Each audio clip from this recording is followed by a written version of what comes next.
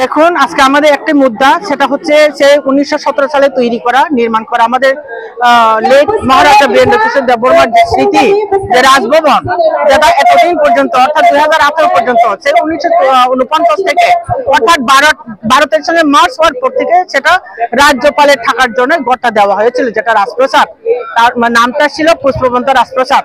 তো এই রাজপ্রাসাদকে very recently রাজ্য সরকার সে তাজ হোটেলকে দিয়ে দেওয়ার জন্য ওনারা সিদ্ধান্ত নিয়েছেন, আলোচনা পর্যায়ে আছে বলে আমরা শুনেছি।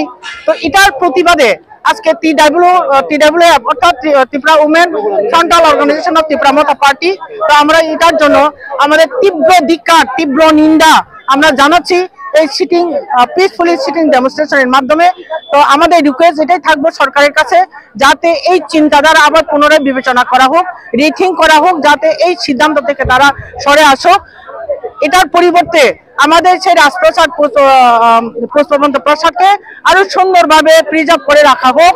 সেটা ছিল আমাদের মহারাজাদের স্মৃতি, ওটা যেন কোন রকম হোটেল বা কোন রকম ইয়েতে কনভার্ট না করা হোক, সেটা আমাদের রাজ্য সরকারের কাছে বিনম্র অনুরোধ। ম্যাডাম ভাই, একটা প্রশ্ন, যে মালঞ্চ নিবাসে যেখানে রবীন্দ্রনাথের একটা স্মৃতি রয়েছে, সেখানে কিন্তু দুটো হোটেল করা হয়েছে, সেক্ষেত্রে মালঞ্চ নিবাসে দুইটা হোটেল তো আমাদের চোখে পড়ে নাই, বরঞ্চ ওইখানে যে গড়টা আছে, গড়টা এখনো আছে, সুন্দরভাবে রিপেয়ারিং করে সুন্দর করে রাখা হয়েছে।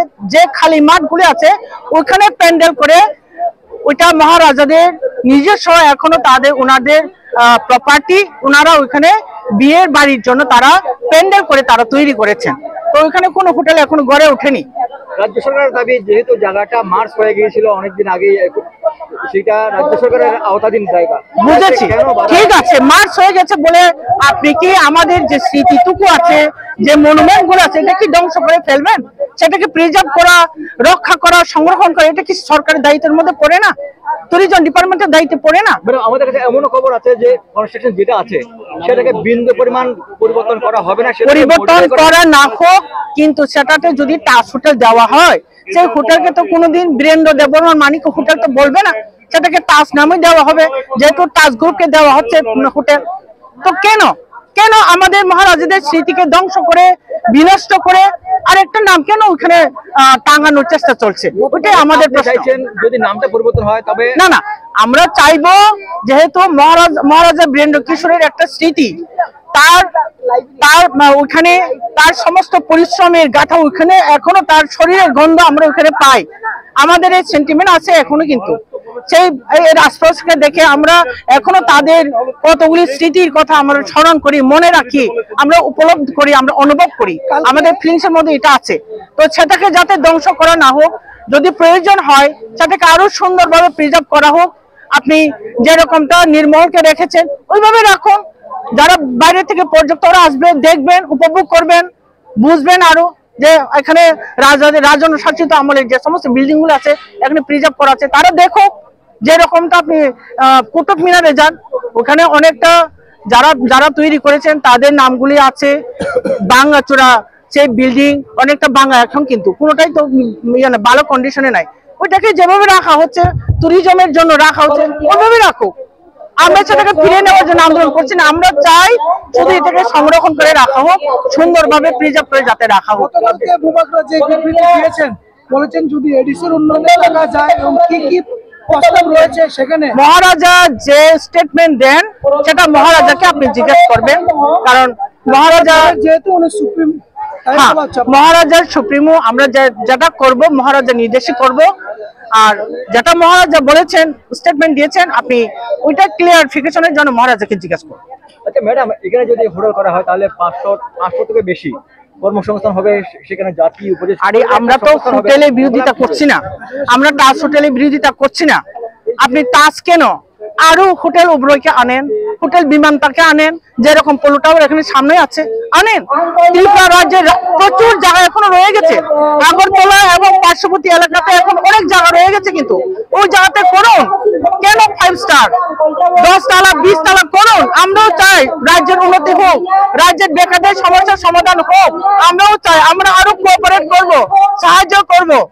কিন্তু সেই আমাদের পুষ্পবন্ত প্রাসাদকে বাদ দিয়ে, যেটা মহারাজার নির্দেশন, ওইটাকে বাদ দিয়ে আপনি ত্রিপুরার উন্নয়নের কথা চিন্তা করুন, ত্রিপুরাকে উন্নয়ন করুন। সেটা তো আপনার কাছে সুযোগও রয়ে গেছে।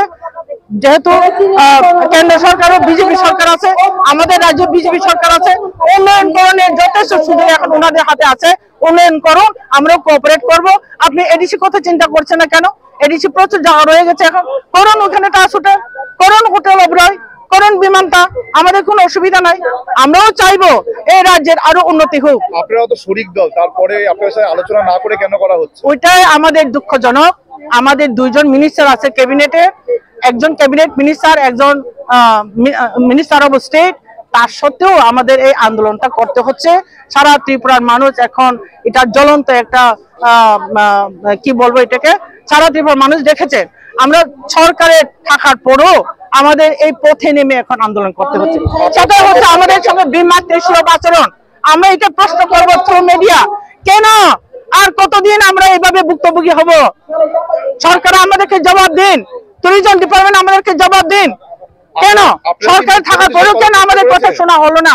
আপনারা মুখ্যমন্ত্রীর সঙ্গে কথা বলার চেষ্টা করেছেন? আমাদের বিভিন্ন সংগঠন আছে ত্রিপুরা মোথার, যেমন ওয়াইটিএফ, টিআইএসএফ, বিভিন্ন ভাবে সারা ত্রিপুরাতে এখনো প্রত্যেকদিন আপনারা লক্ষ্য করবেন, দেখবেন সন্ধ্যার সময় প্রত্যেকখানে মশাল মিছিল হচ্ছে। সেটা থেকে স্পষ্ট বোঝা গেছে যে সারা ত্রিপুরা, যে ত্রিপুরা সারা এটার সঙ্গে ত্রিপুরা সাদের সেন্টিমেন্ট যেহেতু এটার সঙ্গে জড়িত আছে, এটার বিরোধিতা করছে। গভর্নমেন্ট বোঝা উচিত, কিন্তু তারপরেও গভর্নমেন্টের এখনো সেই সিদ্ধান্ত অনড়। গভর্নমেন্ট এখনো ওনার সিদ্ধান্ত থেকে সরে আসে নাই। সেদিন আমরা মাননীয় মুখ্যমন্ত্রী স্যারের দেখেছি, উনি এখনো বলছেন সহযোগিতা করা উচিত, কিন্তু ওই জায়গাটা আমরা সহযোগিতা করতে পারবো না। অন্যখানে করুন, আমরা